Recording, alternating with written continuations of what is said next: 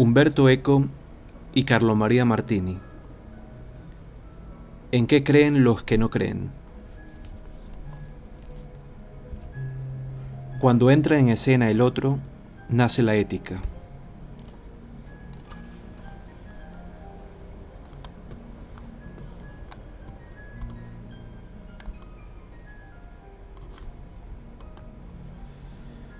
Querido Martini, su carta me saca de un grave embarazo para colocarme en otro igualmente grave. Hasta ahora he sido yo, no por decisión mía, el que ha iniciado el diálogo, y quien habla primero fatalmente interroga esperando que el otro responda. De ahí mi embarazo al sentirme inquisitorio. Aprecio mucho la decisión y la humildad con la que usted 3 veces ha destruido la leyenda de que los jesuitas responden siempre a una pregunta con otra. Ahora, sin embargo, me siento embarazado para responder a su pregunta, porque mi respuesta sería significativa si yo hubiera tenido una educación laica. En cambio, recibí una fuerte impronta católica hasta para señalar el momento de una resquebradura, los 22 años. La perspectiva laica no fue para mí una herencia absorbida pasivamente, sino el fruto, demasiado doloroso, de una larga y lenta mutación. Y dudo siempre de si algunas de mis convicciones morales no dependen aún de una huella religiosa que me ha marcado desde un principio. A una edad ya avanzada, vi en una universidad católica extranjera que recibe también a profesores de formación laica, pidiéndoles al máximo manifestaciones de respeto formal en los rituales religiosos académicos. Vi a algunos de mis colegas acercarse a algunos de los sacramentos sin que creyeran en la presencia real y por lo tanto sin haberse confesado.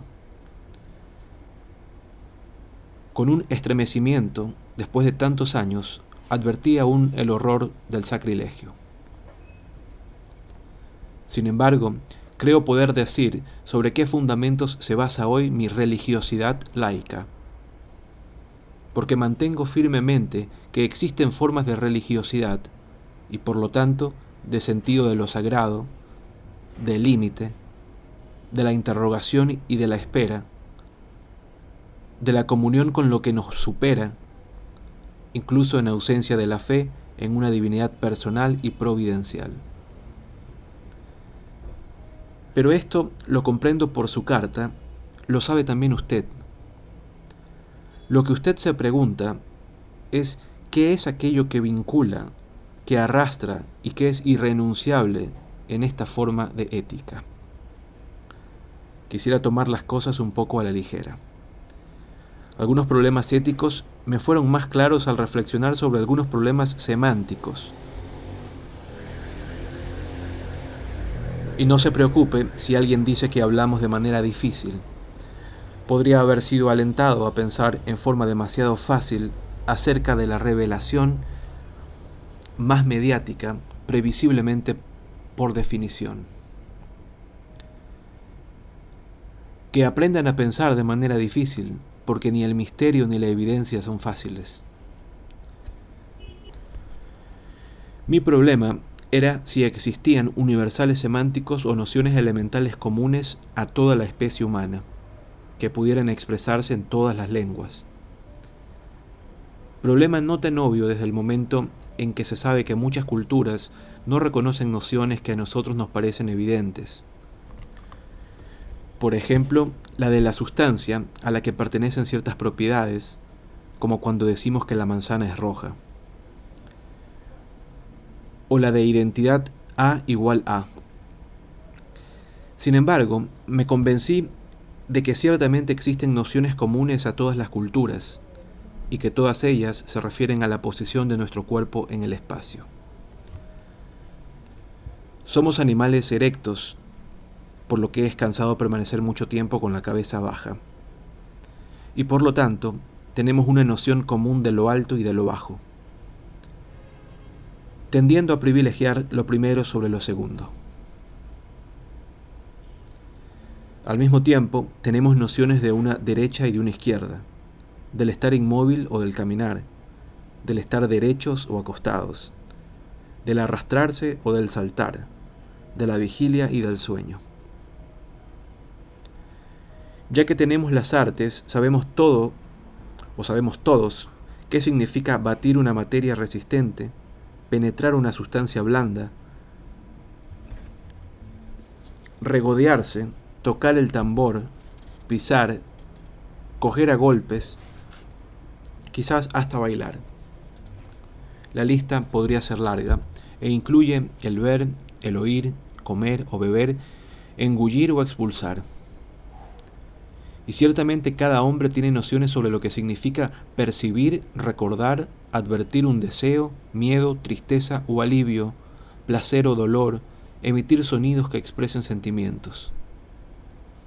Por lo tanto, y ya se entra en la esfera del derecho, se tienen concepciones universales acerca de la constricción, es decir, no se desea que ninguno nos impida hablar, a ver, a escuchar, a dormir, engullir o expulsar. Ir a donde queramos. Sufrimos si alguno nos ata o nos obliga a estar segregados, si nos golpea, si nos hiere o nos mata. Nos somete a torturas físicas o psíquicas que disminuyan o anulen nuestra capacidad de pensar. Considérese que hasta ahora he puesto en escena solo una especie de Adán bestial y solitario, que no sabe qué significa la relación sexual, el placer del diálogo, el amor por los hijos, el dolor por la pérdida de una persona amada. Pero ya en esta fase, al menos para nosotros, si no para él o para ella, esta semántica ya se ha convertido en la base para una ética. Debemos respetar antes que nada los derechos de la corporalidad del otro, entre los cuales está el derecho de hablar y de pensar. Si nuestros semejantes hubieran respetado estos derechos del cuerpo, no habríamos llegado a la destrucción de los inocentes, de los cristianos en el circo, a la noche de San Bartolomé, a la hoguera para los herejes, a los campos de exterminio, a la censura, a los niños en las minas y a las violaciones de Bosnia. Pero, ¿cómo es que a pesar de elaborar su repertorio instintivo de nociones universales, la bestia, toda estupor y ferocidad que he puesto en escena, puede llegar a entender no solo que desea hacer ciertas cosas y no desea que a él se le hagan otras, sino que tampoco debe hacer a los otros lo que no quiere para sí mismo? Porque por fortuna el Edén se puebla rápidamente. La dimensión ética se inicia cuando entra en escena el otro.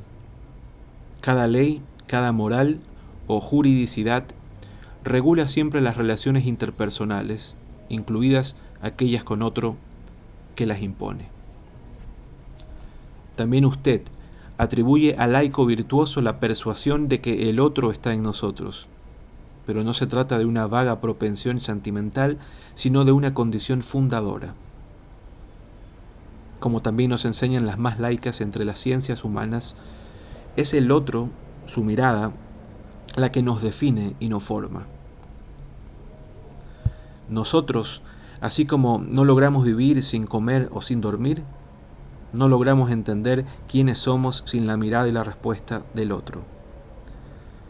Incluso quien mata, viola, roba y oprime, lo hace en momentos excepcionales, pero el resto de la vida mendiga de sus semejantes la aprobación, el amor, el respeto, la alabanza.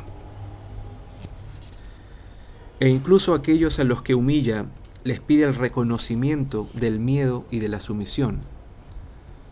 Sin este reconocimiento, el recién nacido abandonado en el bosque no se humaniza, o, como Tarzán, busca a toda costa al otro en el rostro de un simio. Y podría morir o enloquecer si viviera en una comunidad en la que sistemáticamente todos hubieran decidido no mirarse jamás y comportarse como si no existieran. ¿Cómo entonces existen o han existido culturas que aprueban las matanzas, el canibalismo, la humillación del cuerpo del otro? Simplemente porque restringen el concepto de otros a la comunidad tribal o a la etnia y consideran a los bárbaros como seres inhumanos. Pero tampoco los cruzados sentían a los infieles como un prójimo al que había que amar excesivamente. Es que el reconocimiento del papel de los otros, la necesidad de respetar en ellos aquellas exigencias que consideramos irrenunciables, es el producto de un crecimiento milenario. También el mandamiento cristiano del amor se enuncia y es aceptado difícilmente, solo cuando los tiempos están maduros. Sin embargo, usted me pregunta si esta conciencia de la importancia del otro es suficiente para brindarme una base absoluta, un fundamento inmutable para un comportamiento ético. Bastaría que le respondiera que también aquellos que usted define como fundamentos absolutos no impiden a muchos creyentes pecar sabiendo que pecan. Y el discurso terminaría ahí. La tentación del mal está presente también en quien tiene una noción fundamentada y revelada del bien. Pero quiero contarle 2 anécdotas que me han dado mucho en qué pensar. Una se trata de un escritor que se proclama católico, aunque sea sui generis, de quien no daré el nombre solo porque me dijo lo que citaré en una conversación privada y yo no soy un delator. Era la época de Juan XXIII y mi viejo amigo, al celebrar de manera entusiasta sus virtudes, dijo, con una evidente intención paradójica, el Papa Juan debe ser ateo. Solo quien no cree en Dios puede querer tanto a sus propios semejantes. Como todas las paradojas, también esta contenía un germen de verdad. Sin pensar en el ateo, figura cuya psicología se me escapa porque kantianamente no veo cómo se puede no creer en Dios, suponiendo que pueda probarlo. Me parece evidente que una persona que no ha tenido jamás una experiencia de la trascendencia, o la ha perdido, puede dar un sentido a la propia vida y a la propia muerte. Puede sentirse confortado solo por el amor a los otros y por el intento de garantizar a algún otro una vida vivible incluso después de que él haya desaparecido. Ciertamente, existe también quien no cree y sin embargo no se preocupa de dar sentido a la propia muerte. Pero existe también quien dice creer y sin embargo estaría dispuesto a arrancarle el corazón a un niño vivo con tal de no morir él.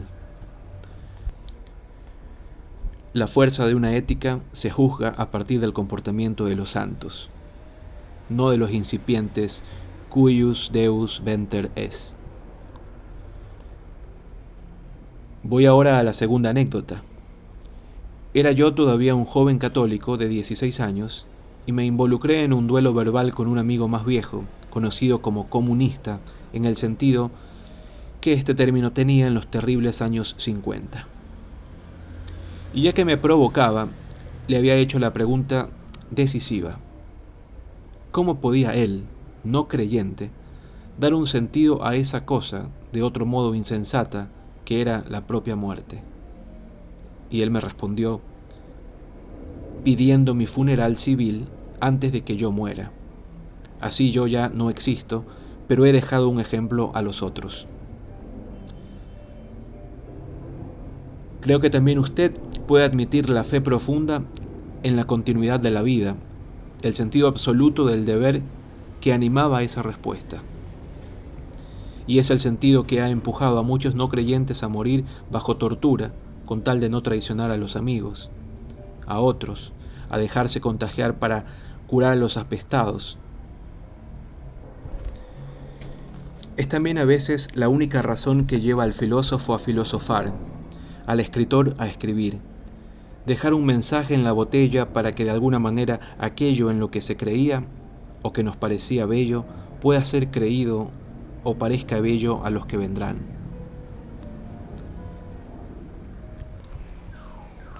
¿Es en verdad este sentimiento tan fuerte como para justificar una ética tan determinada e inflexible, tan sólidamente fundada como la de aquellos que creen en la moral revelada, en la supervivencia del alma, en los premios y en los castigos? He tratado de basar los principios de una ética laica sobre un hecho natural, e incluso para usted resultado de un proyecto divino, como nuestra corporalidad y la idea de saber instintivamente que tenemos un alma o algo que la hace funcionar, solo en virtud de la presencia del otro. Ahí aparece lo que he definido como ética laica. Es en el fondo una ética natural, que ni siquiera el creyente desconoce. El instinto natural, llevado a una justa maduración y autoconciencia, no es un fundamento que dé garantías suficientes. Cierto, podemos pensar que no es un estímulo suficiente para la virtud. De cualquier forma, puede decir quien no cree, nadie sabrá del mal que estoy haciendo en secreto. Pero considérese bien esto, el que no cree sostiene que nadie lo observa desde lo alto, y por lo tanto sabe también que justo por eso no existe ni siquiera alguien que pueda perdonar. Si sabe que ha hecho un mal, o el mal, su soledad será ilimitada y su muerte desesperada.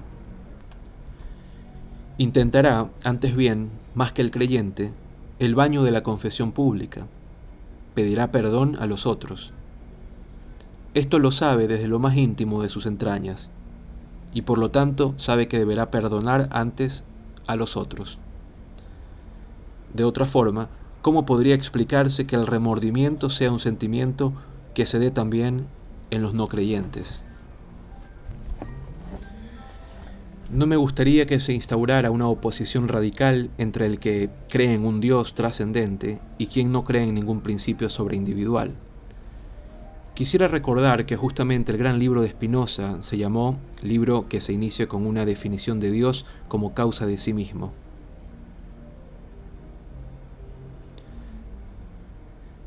Salvo que esta divinidad espinociana, lo sabemos bien, no es ni trascendente ni personal, y sin embargo también de la visión de una sustancia cósmica grande y única en la que un día seremos reabsorbidos, puede surgir una visión de la tolerancia y de la benevolencia justo porque a todos nos interesa el equilibrio y la armonía de la sustancia única. Y nos interesa porque de alguna manera pensamos que es imposible que esta sustancia no esté de algún modo enriquecida o deformada, por lo que también en los milenios hemos hecho. Así es que me atrevo a decir, no es una hipótesis metafísica, es solo una tímida concesión a la esperanza que no nos abandona jamás, que incluso en tal perspectiva se podría proponer de nuevo el problema de una cierta vida después de la muerte.